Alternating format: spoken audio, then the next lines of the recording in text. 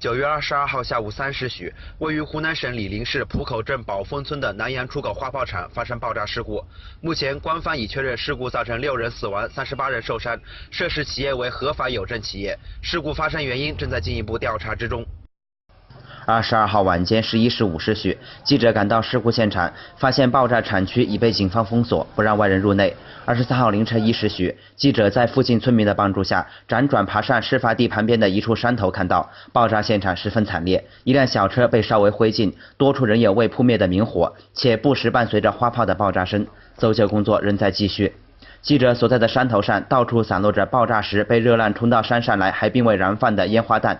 事发花炮厂周边村民家的玻璃也均被震碎。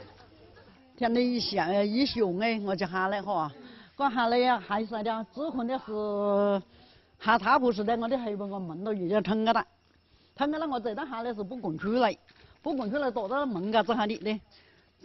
之后那个玻璃是到处是飞到身上是不敢出来，一出来就怕砸了去是吧？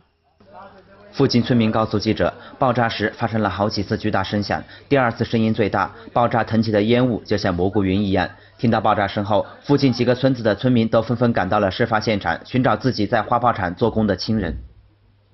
就是3点10的时候爆了炸。有认识的人在里面做工吗？我的一个伯伯的女儿。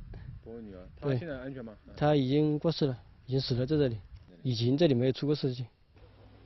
一位曾经到爆炸现场的村民说，他妻子在爆炸的花炮厂做工。22号下午发生爆炸后，他立马冲进了爆炸现场。当时响声震天，厂区有很大的火，浓烟滚滚，厂房全部倒塌。遗憾的是，他并没能找到自己的妻子。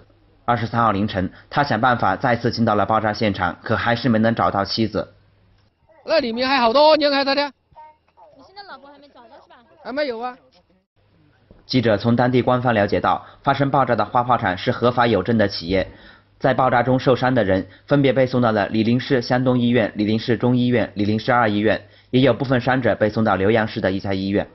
23号凌晨3时，记者在离爆炸花炮厂数公里远的浦口镇政府，仍能听到现场传来的花炮爆炸声。